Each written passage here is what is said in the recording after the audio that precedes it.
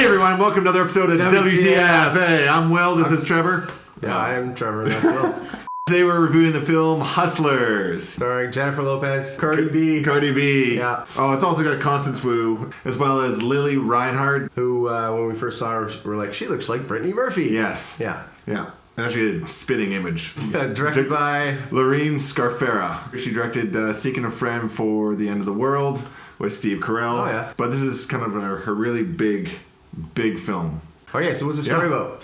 It's a bunch of strippers that take advantage of dumbass rich men and drug them and take their money.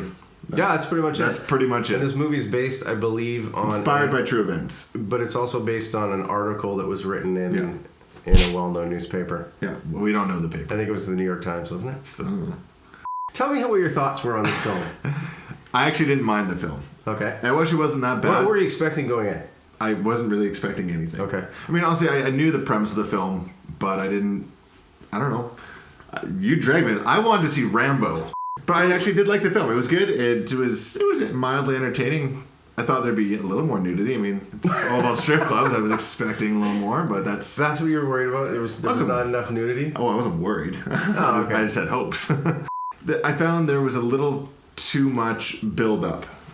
There was just, I was a little bit disappointed with the film, to be honest. It wasn't horrible. It just seemed a little slow in parts. It was draggy. So, I mean, it could have been cut a little bit shorter. Yeah, it was weird the way that the movie was constructed together, to be honest. There actually was some pretty funny parts, too. I mean, not to laugh and make fun of the fact that these guys were getting drugged, but some of that stuff was kind of funny. And it's to me, it was more of a especially when the guys getting drugged came back 2, 3, 4 times. Yeah. They didn't learn the first time. I don't know. Exactly. Well, guys are stupid. How do you feel about Cardi B's acting? Well, I don't think she was acting. I think she was just being herself. That's true. She was being her. She kind of reminds me of. I forgot the name of the other chick I love so much and dearly. Female. Nicki Minaj. Oh, yes, thank you. But this was Cardi B's feature film debut. She's obviously been in other things as herself, but not as an actual actress. And she didn't do too bad. Well, she was playing herself, and she was bitchy, and she definitely came across as a bitch. So have you ever gone to see strippers, Will? No. In Canada or in the States? Both. And what do you prefer? Canada. Why? Why? Yeah. Canadian strippers get fully nude all the time in all the clubs. Well, it depends what part of the States you go to, I think. Yeah, but they charge way more in the States for that kind of stuff, usually. Which part of the States are we talking about? Anywhere in the States. I don't think some strip clubs aren't even allowed to take bottoms off. Yeah, but you know what's different about the American, like at least in Portland or in Seattle, is you can actually touch their breasts. Yes, you can. The other thing too is when we talked about the structure of the film and about how it sort of played out, I think it might have even been better as a miniseries because there was so many different. There was a different timeline too. Like it was like 2013, 2008. It started in 2007. Yeah. And so it was like you could have different. They could have gone different ways. I thought it might have played better as a miniseries. Like maybe because this is kind of like a chick's flick. Okay, it's like I think this is a good movie for women to go see, like a good male bashing film. It's not really a guy movie. I mean, I don't know. It was enjoyable. I mean, if you want to see a few boobs, some good some okay acting, decent storyline, something inspired by true events, and we'll go for it. Well, and today's episode, we're also introducing a new segment called Fun Facts, things you may or may not have known about the film. So we're not going to call it bitch facts, we're going to call it fun facts. I think we'll call it fun facts. Fun facts, okay. Fun facts today. More family friendly. Like, for example, the movie was actually only took 29 days to film. Yeah. 29 days, it's pretty unprecedented to film something. But you know what's funny about that is now that, just because you said it, I do remember the fact that every time that they had a guy, that they were sort of luring a guy in, he was always at the same corner of the table. They had very few sets. They had the main strip club, their one corner of a bar. Yeah. They had a few houses, but they didn't really. There wasn't a whole lot of. So whoever worked on the budget did a good job. Yeah. Good job, budget guy.